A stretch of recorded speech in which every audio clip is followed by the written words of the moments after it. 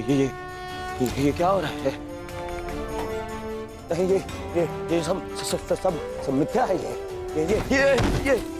मिथ्या है। ये मिथ्या तुम्हारा अहंकार है दुर्योधन। मिथ्या ये सभा है। सत्य तो वो है जो तुम कभी समझ ही नहीं पाए। वो सत्य जो मैंने अभी तुम्हें दिखाया।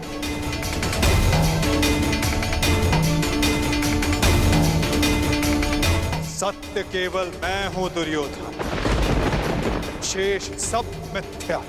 ये सब माया है। तुम साधारण मनुष्य हो और कुछ नहीं हो।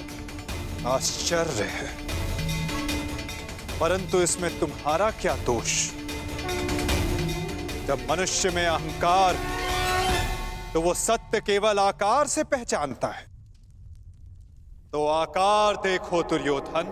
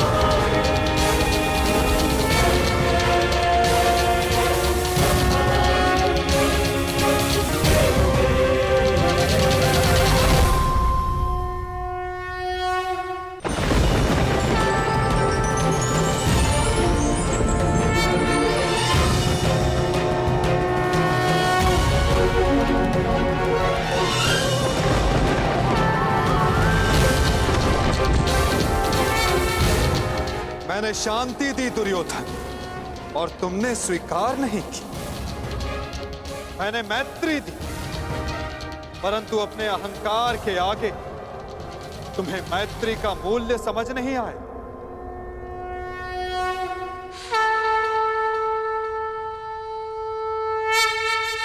मैं प्रेम लाया था, परंतु तुमने युद्ध मांगा दुर्योधन।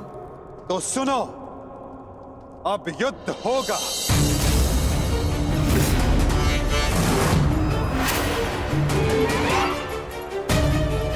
मैं जीवन का संदेश लाया था, तुमने मृत्यु का विकल्प चुना।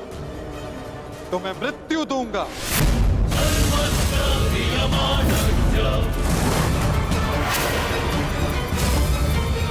तुम्हें अनुमान नहीं दुर्योधन कि यह युद्ध कितना भयंकर होगा। महासंहार होगा। पापियों के प्रत्येक भागीदार का अंत होगा ये महाभारत।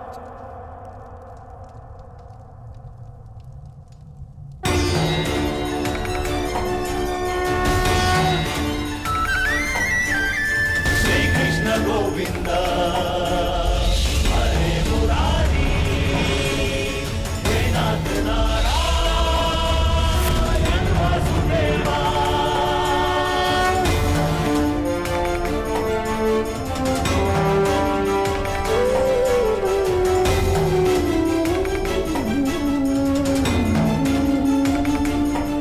अश्वत्थामा! हे नाथ नारायण वासुदेवा, श्री कृष्ण गोविंद हरे मुरारी, हे नाथ नारायण वासुदेवा, श्री कृष्ण गोविंद हरे मुरारी। बाण संधान करो पार्थ, मुक्त करो राधे को। हरे मुरारी, हे नाथ नारायण वासुदेवा, श्री कृष्ण गोविंद हरे मुरारी, हे नाथ नारायण वासुदेवा। सभा में इतनी शांति क्यों है? कोई बताएगा मुझे, आखिर हो क्या रहा है? सत्य देखने के लिए तन के दृष्टि की नहीं, मन के दृष्टि की आवश्यकता होती है धृतराष्ट्र। नियति ने तुम्हें दृष्टि नहीं, परंतु आज इस क्षण के लिए मैं तुम्हें दृष्टि देता हूं। कदाचित तन की दृष्टि से देखकर तो मन की दृष्टि का सत्य समझ पाओ धृतराष्ट्र।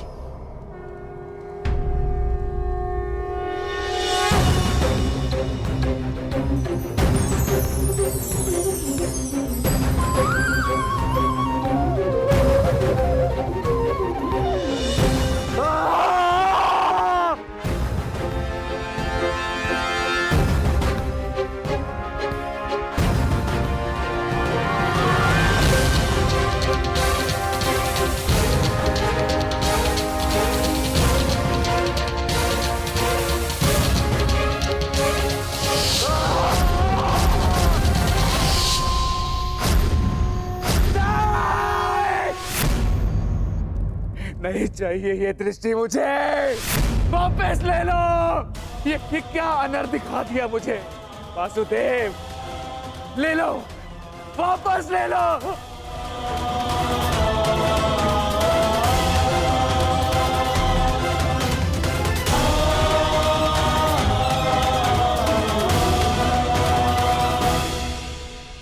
जो सबने देखा वही अंत है और वही नया प्रारंभ। परंतु ये आप सबको स्मरण तब होगा जब ये वास्तविक में आप सबके साथ घटित होगा।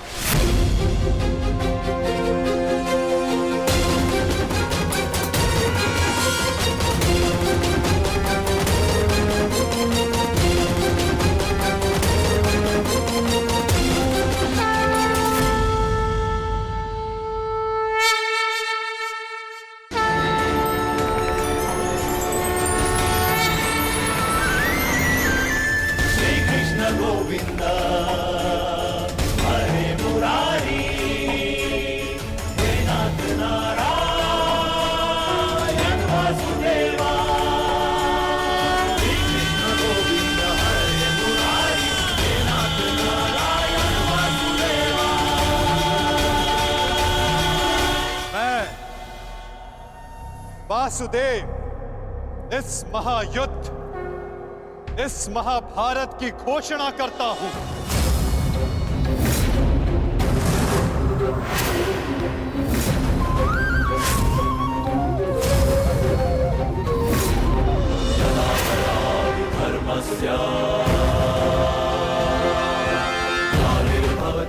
स्मरण रखना दुर्योधन, तुम्हारे इस अभिमान के साथ साथ तुम भी इस धरा पर ऐसे गिरोगे कि कभी उठ नहीं पाओगे।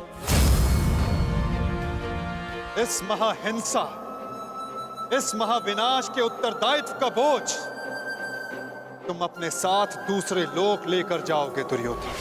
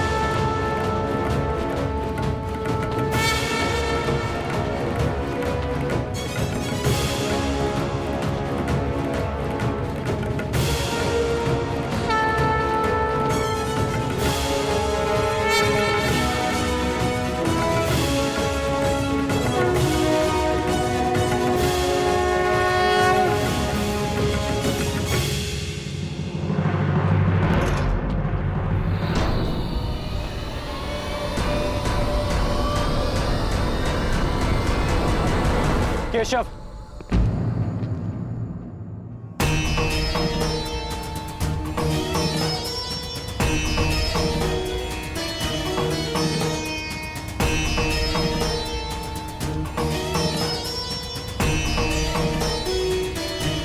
मुझे सदा से भान था कि आप साधारण मनुष्य नहीं हैं।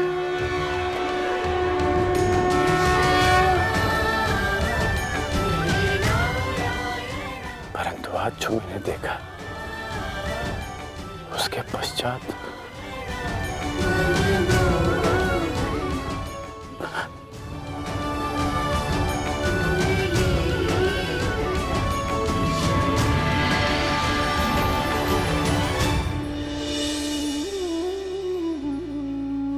मेरे साथ आओ मित्र। ये स्थान अब वार्ता करने के लिए उचित नहीं रहा। यहां शब्दों का कोई मोल नहीं। यहां शब्द केवल सुने जाते, समझे नहीं जाते। आओ मेरे साथ।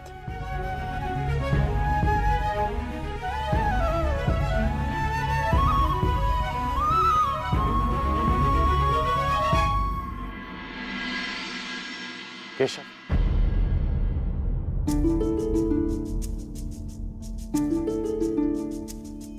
शांति न्याय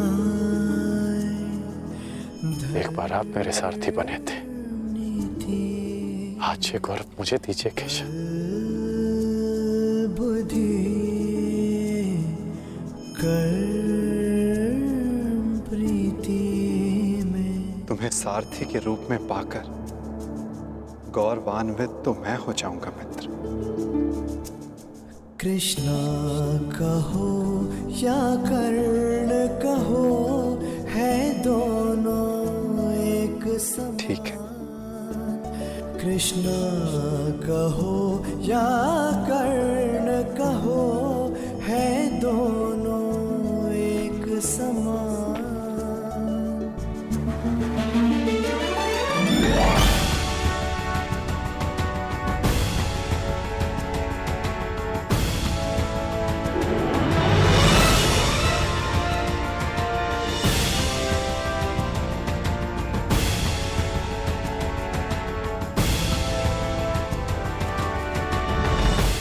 कह दो मित्र, जो कुछ भी तुम्हारे मन में। आप ही पढ़ लीजिए ना केशव कि क्या है मेरे मन में। मैं तुम्हारा मन पढ़ सकता हूं मित्र, परंतु जैसे कि मैंने पहले भी कहा था, मुझे तुम्हारे मुख से सुनना अच्छा लगता है। अब कह भी दो मित्र, क्या है तुम्हारे मन में? इस समय जो मेरे मन में चल रहा है वो ये है कि आपने मुझे पांडवों के पक्ष में आने का प्रस्ताव दिया था। हाँ, और तुमने उस प्रस्ताव को अस्वीकार कर दिया था। हाँ, परंतु मैंने कभी नहीं सोचा था कि मेरा ये निर्णय मुझे आपके विपक्ष में खड़ा कर देगा केशव। आपको तो युद्ध का परिणाम पता है ना केशव। किसी अनहोनी के होने से पहले उसका ज्ञात हो जाना, क्या वो आपको पीड़ा नहीं देता केशव? मनुष्य संतोष से इसलिए जीता है क्योंकि वो नहीं जानता कि अगले पल क्या होने वाला है। वो नहीं जानता कि वो जीवित रहेगा या वो मर जाएगा। परंतु यदि उसे ज्ञात हो जाए कि अगले पल क्या होगा या वो कब मर जाएगा, तो आपको नहीं लगता कि उसके आने वाले पल भय और चिंता में बीतेंगे?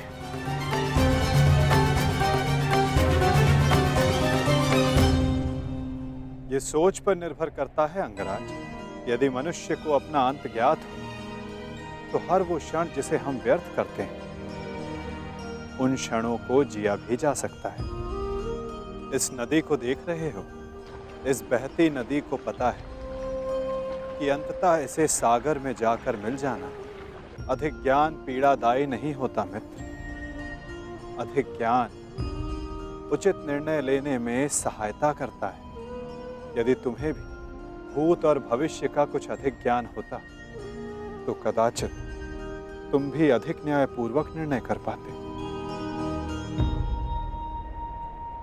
आपका मंतव्य यही है ना कि पांडव उचित हैं और दुर्योधन अनुचित?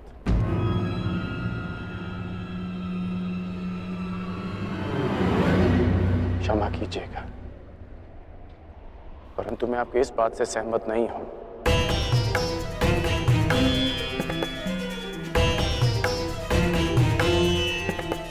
मुझे लगता है केशव कि दोनों अपने अपने स्थान पर दोषी हैं।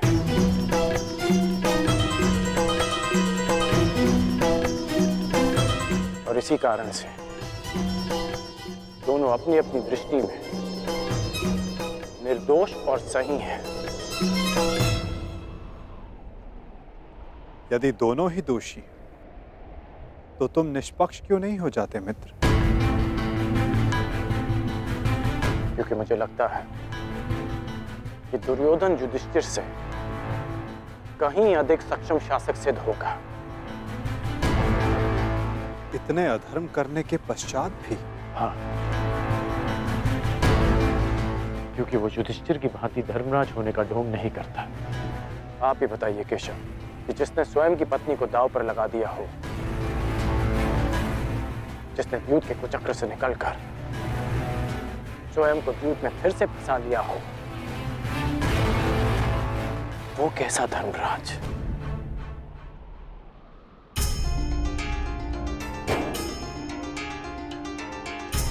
युधिष्ठिर की असमर्थता के कारण राजकुमार युधिष्ठिर, मेरे शौंड की रक्षा कर लीजिए। मेरा अनुज क्यों मृत्यु की भेंट चढ़ गया?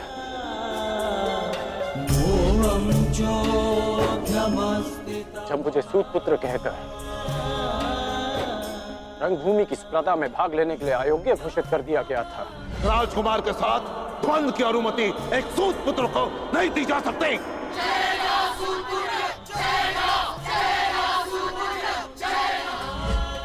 तब भी धर्मराज का धर्म मौन था। ऐसे में दुर्योधन ने मेरा हाथ थामा, जिसे आप अधर्मी कहते हैं। आज मैं अंगराज हूं, परिवर्तन के लिए खड़ा हूं, वो केवल दुर्योधन के कारण। केशव, मैंने कहा था ना, यदि तुम्हें तनिक अधिक ज्ञान होता तो तुम उचित निर्णय ले पाते मित्र।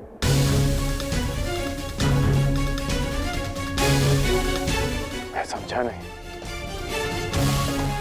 तुम सदा स्वयं को सूत पुत्र समझते आए होकर, और यदि तुम्हारा ये ज्ञान मिथ्या हुआ तो? मिथ्या? हाँ कर, क्योंकि तुम्हें तो पता ही नहीं कि तुम वास्तव में हो कौन।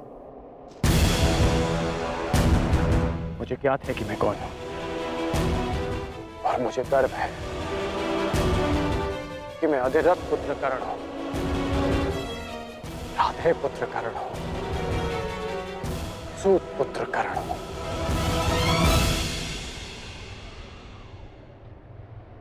तुम राधे नहीं हो अंगराज,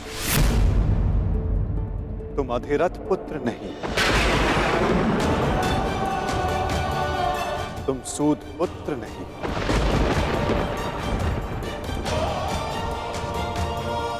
तुमने कभी ये नहीं सोचा कर्ण कि एक सूत पुत्र के शरीर पर दिव्य स्वर्ण से मढ़ित कवच और कुंडल क्यों है?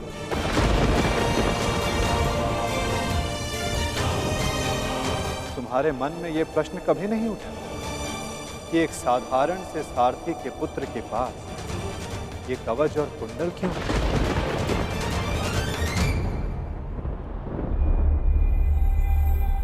क्या तुम ये सोचकर कभी व्याकुल नहीं होते कर्ण कि तुम शेष से इतने भिन्न क्यों हो? तुम सूर्य पुत्र कर्ण, सूर्य पुत्र कर्ण, सूर्य पुत्र कर्ण, सूर्य पुत्र कर्ण।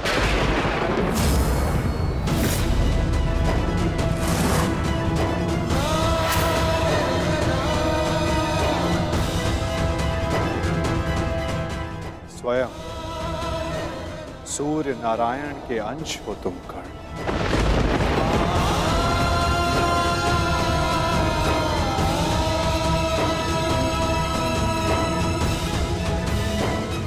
यह सत्य है, मेरे पिता अधिरथ हैं, और मेरी माता राधा। सत्य से भागो मत कर्ण, और सत्य यही है कि अधिरथ तुम्हारे पालक पिता हैं। तुम उन्हें गंगा किनारे मिले थे, कभी सोचा नहीं कि क्यों सूर्य का तेज तुम्हारे मुखमंडल पर रहता है? कभी अनुभव नहीं किया मित्र कि क्यों सूर्य का ताप तुम्हारे शरीर पर स्निग्धता का अनुभव कराता है? तब भी समझ नहीं आया तुम्हें जब दिग्विजय करते समय पांचाल युद्ध में क्यों शत्रु पक्ष पर सूर्य देव का ताप बरस रहा था? क्योंकि तुम अधिरथ पुत्र नहीं, तुम सूर्य देव का आशीर्वाद हो कर्ण।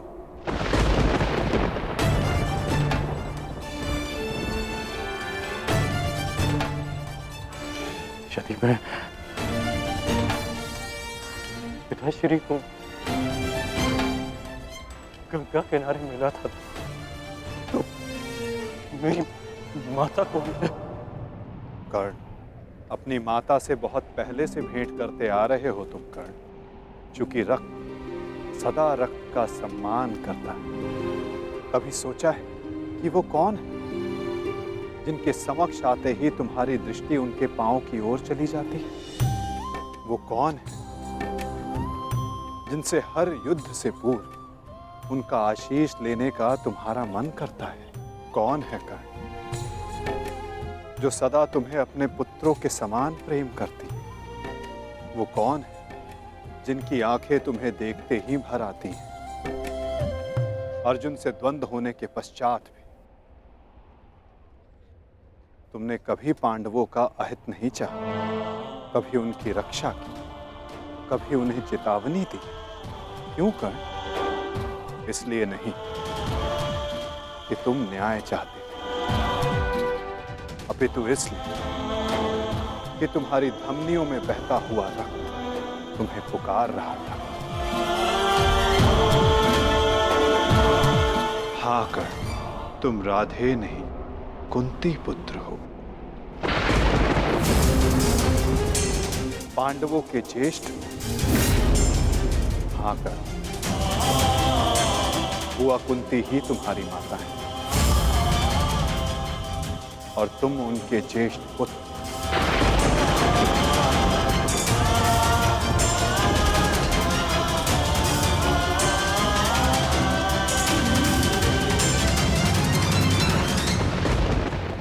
ये सत्य नहीं है। कह दीजिए केशव कि यह सत्य है। आप चाहते हैं ना कि मैं पांडवों के पक्ष में हो जाऊं, अपने मित्र का साथ छोड़ दूं, इसलिए आप मेरे साथ छल कर रहे हैं। हाँ, आप छल कर रहे हैं मेरे साथ। यदि मेरा कथन तुम्हें छल लगता है मित्र, तो जाओ स्वयं उनसे जाकर पूछो जिनके नाम से तुम संसार को अपना परिचय देते हो। भद्र, अधिरथ और देवी राधा से जाकर पूछ लो।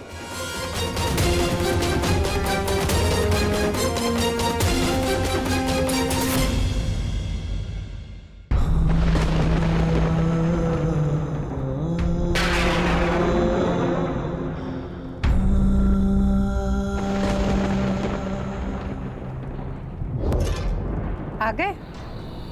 उचित समय पर पहुंच गए। आओ भीतर आओ।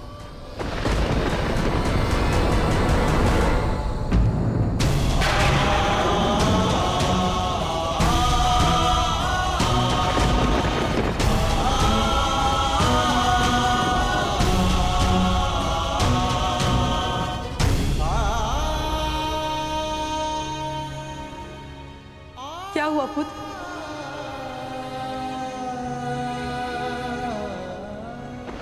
तुम राधे नहीं हो अंगराज, तुम सूर्य पुत्र कर्ण हो।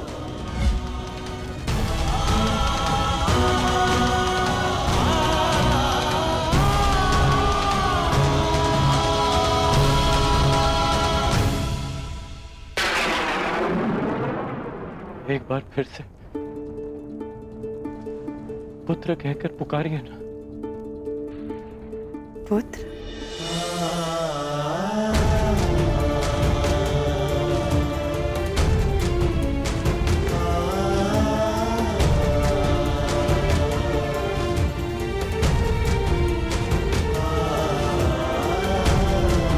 क्या हुआ पुत्र? तुम इतने व्यथित क्यों हो? क्या हुआ? मैं व्यथित था अपने ही मत। मैं समझ गया कि ये वासुदेव का खेल है। वो मेरे साथ खेल खेल रहे हैं माता। खेल? कैसा खेल? क्या विनोद किया केशव ने? बहुत भारी विरोध किया उन्होंने। उनका कहना है कि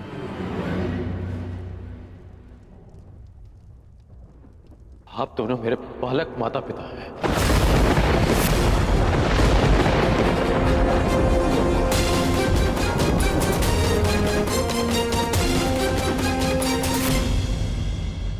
मैं पिताश्री को गंगा तट पर मिला था कि सूर्यदेव मेरे पिता है और माता कुंती मेरी माता।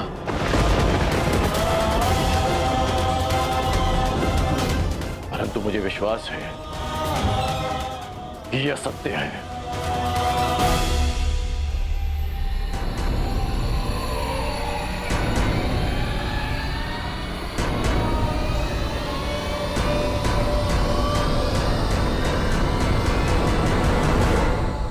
ये असत्य है ना? मैं आप ही का पुत्र हूं।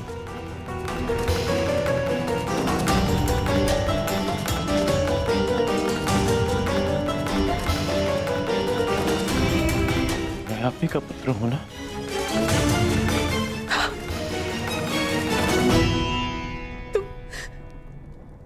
तुम मेरे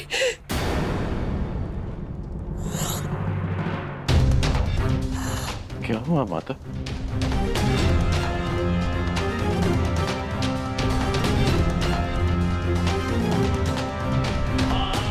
क्या हुआ पिताश्री?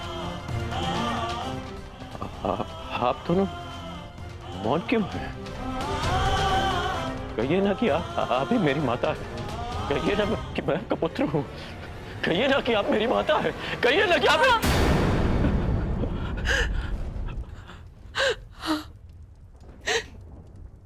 मैं तुम्हारी माता हूँ।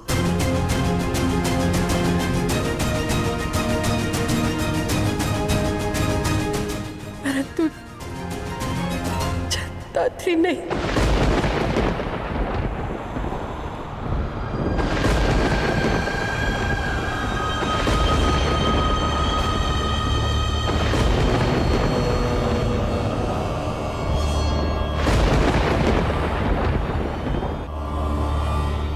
मैंने तुम्हें जन्म नहीं दिया।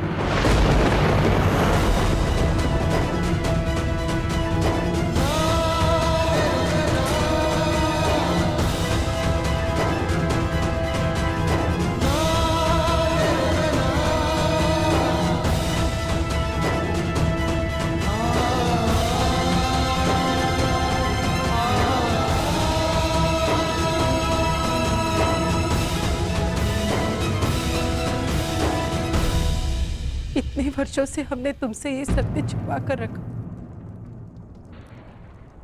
कि देवी कुंती तुम्हारी माता है। इसी कारण हम न तुम्हें धनुर्विद्या सीखने देना चाहते थे और न रणभूमि में जाने देना चाहते थे, क्योंकि देवी कुंती तुम्हारी जन्मदात्री है।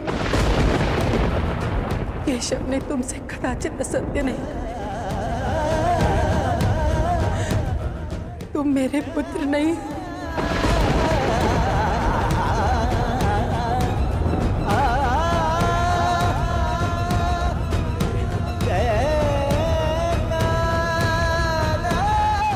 मैं तुम्हारी माता नहीं हूं।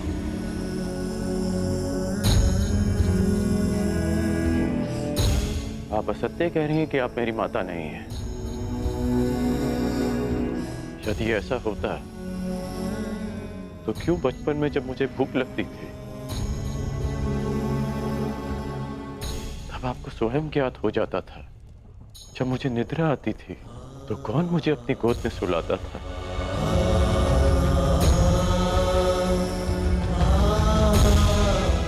आप ही ना।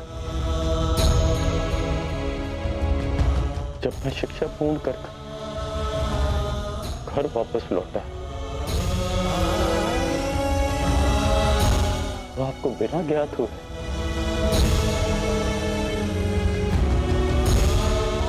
कैसे पता चल गया कि मैं आ गया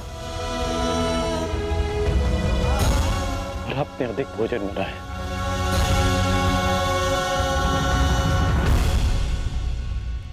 क्यों मेरे राज्याभिषेक पर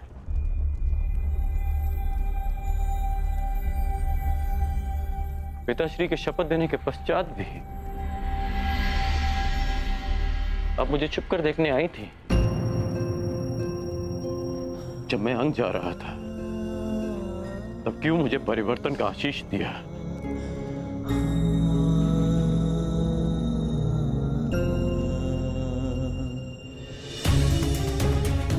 क्यों असत्य कह रही है आप मुझसे? इसीलिए कि मैं इस युद्ध में भाग ना लूं। ठीक, मैं इस युद्ध में भाग नहीं लेता। मैं सदा ही आपके चरणों में बैठा रहूंगा। मैं यहां से कहीं नहीं जाऊंगा। बस इतना कह दीजिए कि आप ही मेरी माता। कह दीजिए।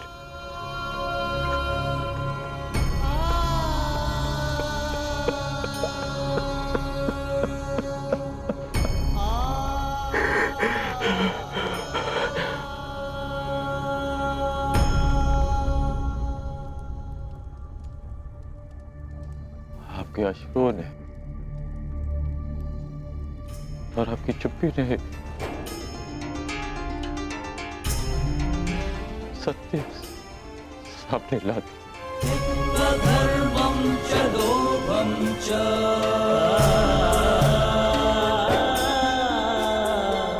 मोहं चोऽध्यमस्थितः। धन्य है आप तो।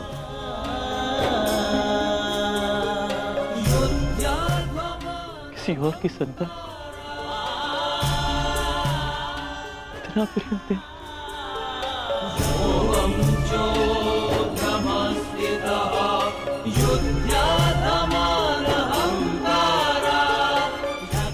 मैं आपका ऋण कभी नहीं उतार पाऊंगा।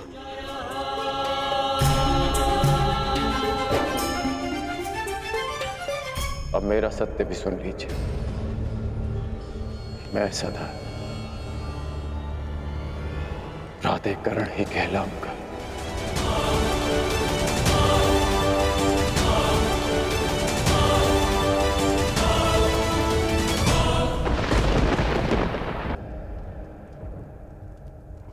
प्राधिकरण ही कहलाऊंगा।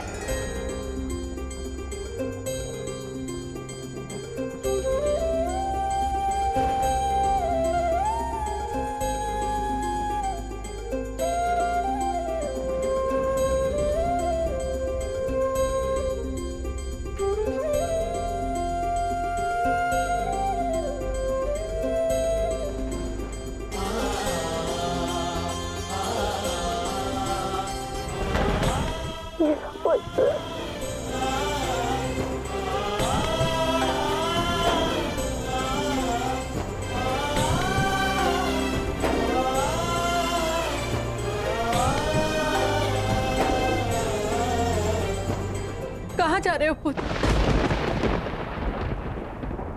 उनके पास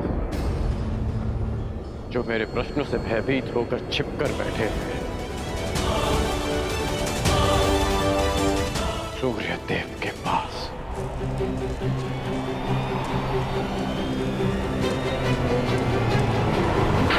मेघों के आवरण से बाहर निकलिए सूर्यदेव। अब आप मुझसे और नहीं छिप सकते। मेरे समक्ष आइए सूर्यदेव। जीवन के आरंभ से हर प्रातः मैंने आपको तर्पण किया, उसके लिए बाहर आइए। मैंने सदा आपका सम्मान किया, उसके लिए बाहर आइए।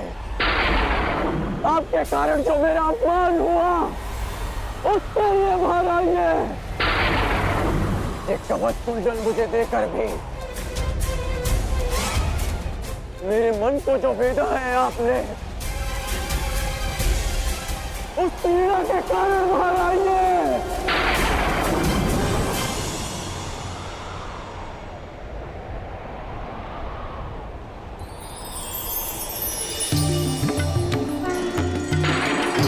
शहरवि सम्प्राप्तः भास्करो लोकपाल। उत्कर्ण भयगो अभयगो सूर्यः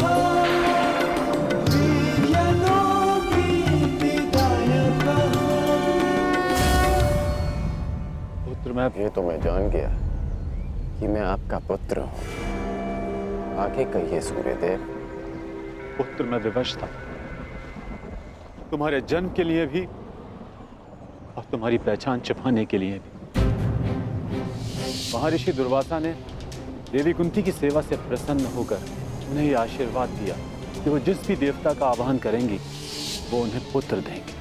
देवी कुंती बालिका थी, उन्हें लगा कि कहीं ये वरदान मिथ्या तो नहीं, और उन्होंने खेल खेल में मुझे ये आह्वान दिया और वरदान से विवश होकर मुझे उन्हें अपना अंश देना पड़ा।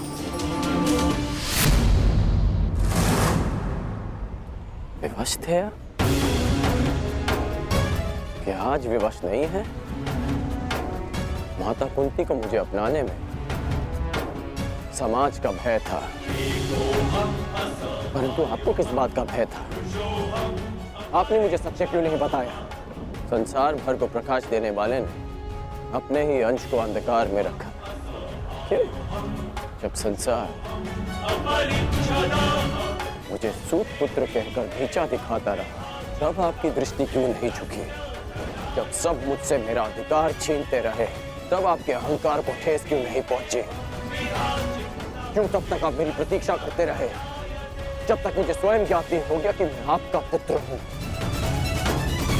क्यों मुझसे सत्य को दूर रखा आपने? क्यों? मैं मानता हूं कि मैंने तुम्हें सत्य से दूर रखा, परंतु मैं सदैव तुम्हारे साथ था। मैं नहीं चाहता था कि समाज को इस बात का ज्ञान हो। मैंने तुम्हें ये कवच और कुंडल इसलिए दिए ताकि तुम अपने हृदय को और भी अधिक बलशाली बना सको। तुम्हें समाज की कठोरता को सहने की शक्ति मिले। मुझे क्षमा कर दो। आपके अश्रु मुझे सांत्वना नहीं दे रहे, अपितु भान करा रहे हैं कि मैं आपके लिए केवल एक फूल के अतिरिक्त और कुछ नहीं था।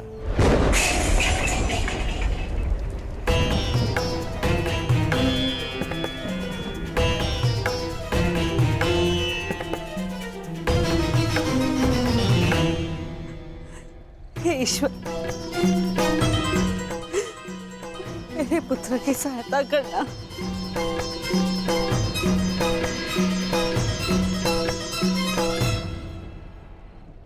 जो स्वयं की सहायता करना जानते हैं, ईश्वर भी उन्हीं की सहायता करते हैं बुआ।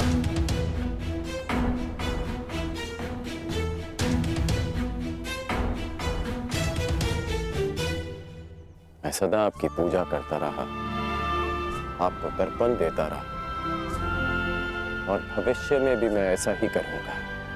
मैं सदा आपका सम्मान करूंगा, क्योंकि मेरे लिए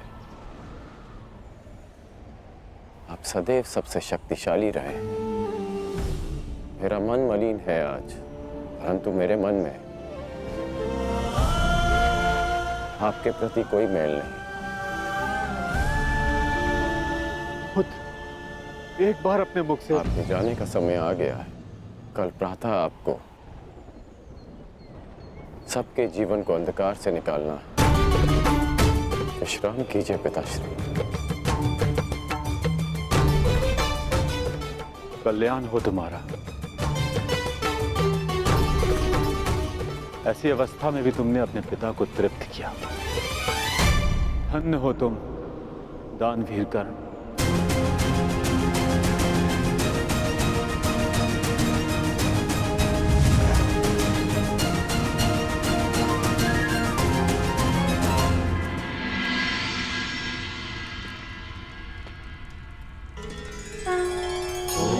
अब आप और कितना व्यथित रहेंगी बुआ? आप अपने कर्मों को संसार से छिपा सकती हैं, परंतु अपने कर्मों के फल को आप स्वयं से और कितना छिपाएंगी?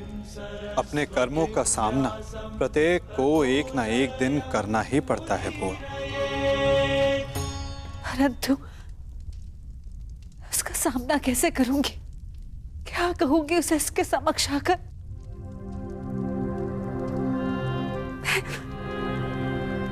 मैं कैसे उसे समझाऊंगी कान्हा? क्या ये सब इतना सरल है? यदि सब कुछ इतना सरल होता तो जीवन जीवन नहीं होता बुआ। मनुष्य को अपने भय का, अपने अतीत का सामना करना ही पड़ता है। और ये भेंट जितनी शीघ्र हो, मन से बोझ उतनी ही शीघ्र उतर जाएगा बुआ। जाइए बुआ, समय आ गया है सत्य का सामना करने का। समय आ गया आपको आपके ज्येष्ठ पुत्र से मिलने का।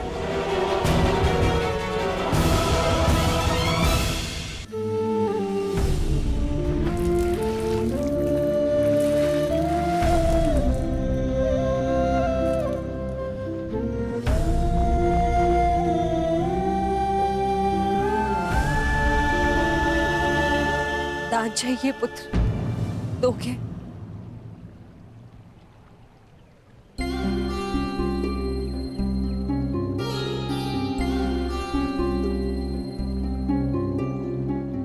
सुना है प्रातःकाल सूर्य को अर्घ देते समय यदि तुमसे कोई कुछ भी मांगे तो तुम कभी मना नहीं करते, उसकी इच्छा पूरी करते हो। इसलिए मैं भी कुछ मांगने तुम्हारे समक्ष आई हूं। क्या इस दुर्भाग्यशाली माता को क्षमा दान दे पाओगे पुत्र?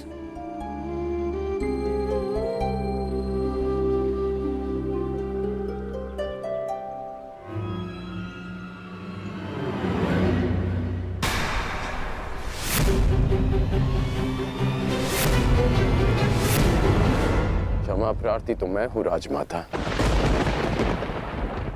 राजमाता ऐसा मत कहो पुत्र। क्यों? क्या अनुचित कह दिया मैंने? ये कि सत्य जानने के पश्चात भी मैं आपको राजमाता क्यों कह रहा हूँ? मैं आपके गले क्यों नहीं लग रहा हूँ? आपके चरण स्पर्श कर आपको माता और जननी क्यों नहीं पुकार रहा हूं? कहिए, क्या अनुचित कर रहा हूं मैं राजमाता? मैं आपको माता कहकर इसलिए नहीं पुकार रहा क्योंकि यह आपका कर्म फल है। आपने भी तो इसी भांति वर्षों तक ऐसा ही व्यवहार किया मेरे साथ, आशीष दिया, परंतु कभी अपना पुत्र कहकर नहीं पुकारा, अश्रु बहाए, परंतु कभी मुझे गले से नहीं लगाया, कभी मुझे ममता नहीं थी। और आज वही माता मेरे समक्ष प्रेम जताने के लिए आ गई है। अधिकार का भाव कर्तव्य पूर्ण करने से मिलता है। आपने अपना कर्तव्य कभी पूर्ण नहीं किया, आज अधिकार जताने क्यों आ गई? मुझ पर आरोप लगाने से पूर्व मेरी व्याथा तो सुन लो पुत्र। मैं विवश थी जब तुम्हारा जन्म हुआ। मैं अविवाहित थी पुत्र।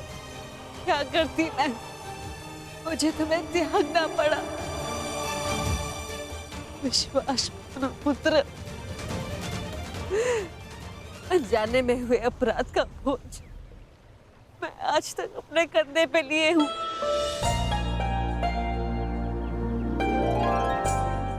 आपने अपनी व्यथा तो कह दी, परंतु मेरा क्या दोष था? एक बालक जिसने अपनी आंखें भी पूरी तरह नहीं खोली थी, उसके जीवन में आपने सदा के लिए अंधकार कर दिया। एक नवजात को गंगा माँ की भेंट चढ़ा दिया आपने। क्या आपने ये भी नहीं सोचा कि वो जीवित रहेगा या वो मर? यदि वो बच गया तो संसार उसे किस नाम से पुकारेगा? समाज उसे कितने ताने देगा कि उसका जीवन जीते जी नरक बन जाए। ये भी नहीं सोचा आपने? गंगा में इसीलिए बहाया ना क्योंकि गंगा मां पाप धोती है। मैं आपके लिए पापी था ना, केवल एक पाप, एक अभिशाप जिसे आप गंगा में बहाकर भूल गए। आश्चर्य की बात यह है कि कभी आपने मुझे खोजने का प्रयास नहीं किया, कभी ये जानने का प्रयास नहीं किया कि मैं जीवित हूं या मर गया।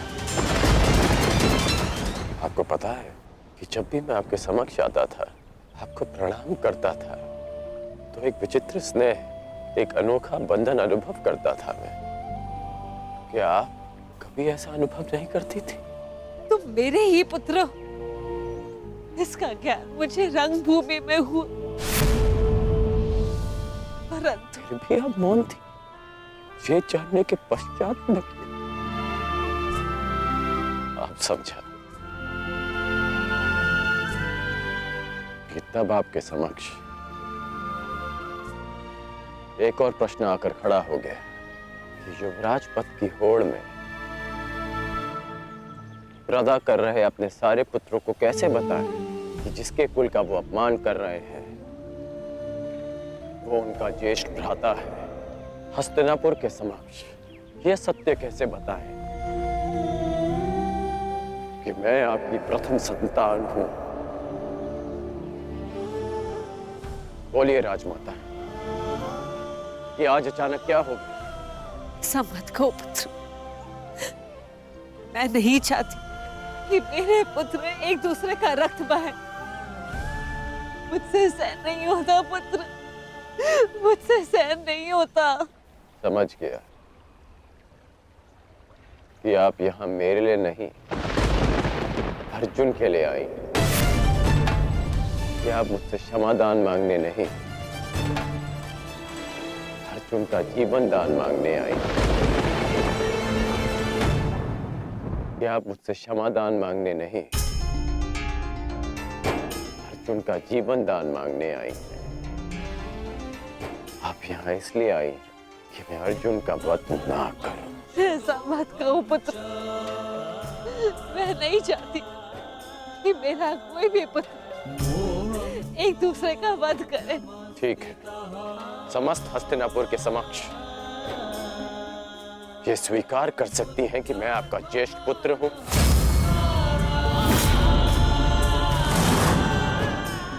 पता था मुझे कि कोई उत्तर नहीं मिलेगा। मेरे जीवन पर अनेक बार संकट आया, तब आपकी ममता नहीं जागी। परंतु आज जब अर्जुन के जीवन पर संकट आया, तब आप अपनी लज्जा, अपना सम्मान सब भूलकर मेरे पास आ गए।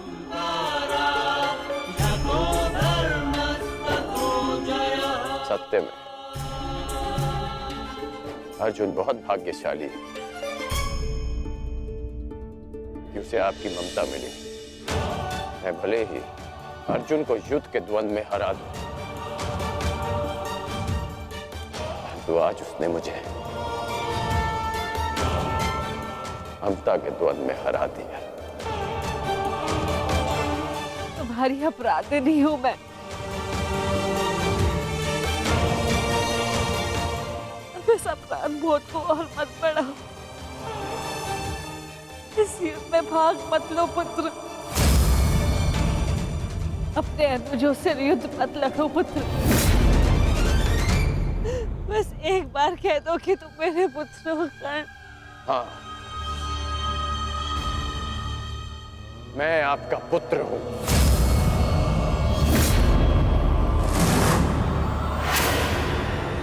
किंतु आप मेरी माता नहीं।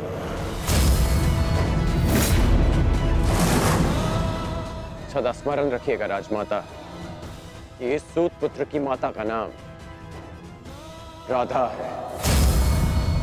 मैंने अवश्य कौंतेय बनकर जन्म लिया, परंतु संसार मुझे सदा राधे कर्ण के नाम से जानेगा। मैं सूर्य पुत्र कर्ण हूं, किंतु मेरे पिता का नाम अधिरथ है। मुझे स्वयं को सूर्य पुत्र के स्थान पर सूत पुत्र कहने में अधिक गर्व अनुभव होगा। आप माता हैं अर्जुन की, सभी पांडवों की, क्योंकि आपने उन्हें पाला पोसा बड़ा किया, प्रेम दिया। और आश्चर्य की बात तो ये है कि आप आज भी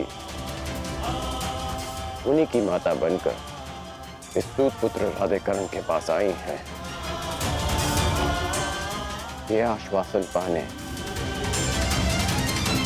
कि आपके पुत्र सुरक्षित रहे। मेरे द्वार पर आए किसी भी याचक को रिक्त हाथ लौटने नहीं दे सकता मैं। राजमाता, मैं आपको रिक्त हाथ लौटने नहीं दूंगा। मैं वचन देता हूं कि इस महाभारत के पश्चात आपके 5 पुत्र जीवित रहेंगे, केवल 5। यदि अर्जुन ने मेरा वध किया तो भी, और मैंने अर्जुन का वध किया तो भी।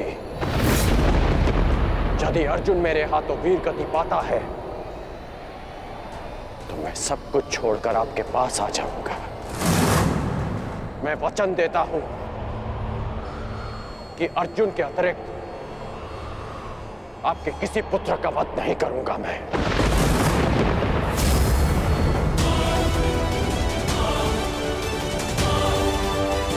देता हूं कि अर्जुन के अतिरिक्त आपके किसी और पुत्र का वध नहीं करूंगा मैं।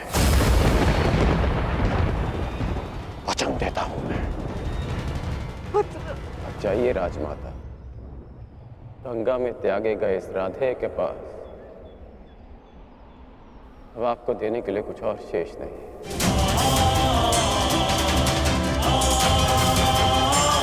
रही बात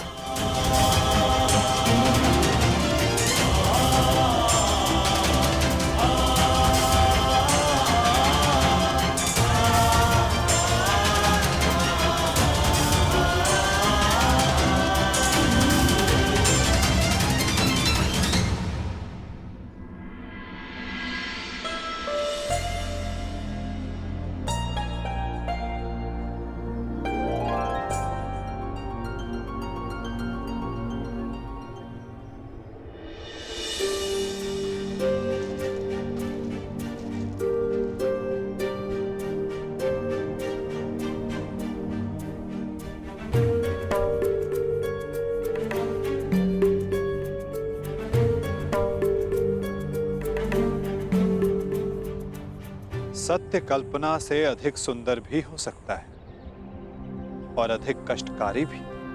मैं जानता था कर, परंतु मैं ये कभी नहीं चाहता था कि तुम इस कष्ट को सहो। अगर आप ऐसा नहीं चाहते तो ऐसा नहीं होता केशव। एक बात मैं समझ चुका हूं कि सृष्टि में सब आप ही की इच्छा से होता है, आप ही के अनुसार होता है। ठीक वैसे ही जैसा आप चाहते हैं। पीड़ा केवल कष्ट नहीं देती मित्र, पीड़ा कभी कभी हमें उचित मार्ग चुनने में हमारी सहायता भी करती है। एक पीड़ा कभी कभी हमारे अन्य कष्टों का निवारण भी करती है। कर्ण, इस सत्य का भान होना तुम्हारे लिए उचित था, परंतु अब मैं तुमसे ये जानना चाहता हूं कि इस पीड़ा का तुम सकारात्मक प्रयोग कैसे करोगे। जिस सत्य ने मेरे जीवन को, मेरे विश्वास को नकारात्मकता से भर दिया, उसमें क्या सकारात्मकता केशव? उसमें क्या भलाई दिख रही है आपको? क्यों? क्या ये उचित नहीं कि अब तुम स्वयं को सूत समझने की पीड़ा से मुक्त हो गए हो? कि तुम्हें अब अपना वंश क्या, कि अब तुम पूरे मन से, पूरे अधिकार से किसी भी क्षत्रिय के समक्ष जाकर अपना अधिकार मांग सकते हो। क्या ये उचित नहीं कर कि अब तुम्हें ज्ञात हो गया है कि मैं क्यों तुम्हें पांडवों के पक्ष में आने के लिए सुझाव देता रहा?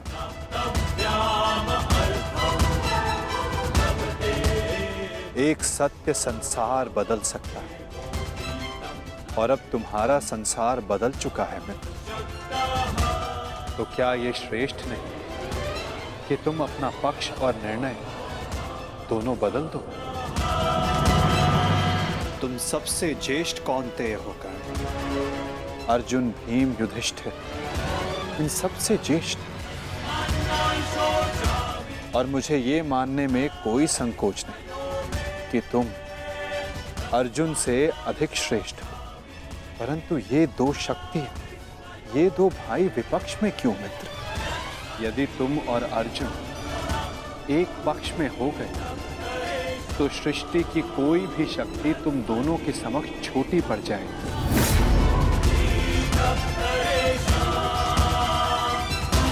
तुम्हें और अर्जुन को मेरी, वासुदेव तक की आवश्यकता नहीं पड़ेगी मित्र। युधिष्ठिर तुम्हारा अनुज होगा और बाकी शेष पांडव भी। तनिक सोचो, जो परिवर्तन तुम अंगराज बनकर ना ला सके, वो परिवर्तन तुम हस्तिनापुर के सम्राट बनकर ला पाओ। सूर्य पुत्र कौन्तेय सम्राटगण, जो संसार को एक प्रकाशमान युग की ओर ले जा सकता है।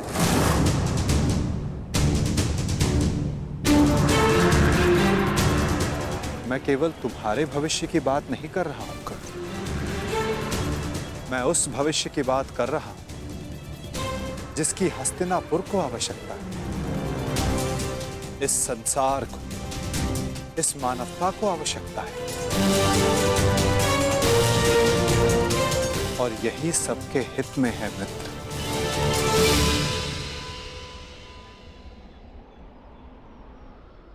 ठीक है, एक बार मैं आपकी बात मान भी लूं, हस्तिनापुर का सिंहासन जीत भी लूं, परंतु क्या मैं प्रजा के मन में सम्मान जीत पाऊंगा? नहीं। सूत पुत्र कहलाकर जितना अपमान सहा, सूर्य पुत्र बनकर उससे कहीं अधिक अपमान होगा मेरा। जिस हस्तिनापुर, जिस संसार की बात आप कर रहे हैं, वो मेरे विषय में सोचेंगे कि कितना अवसरवादी निकला मैं, कि राज्य का लालच पाते ही मैंने अपना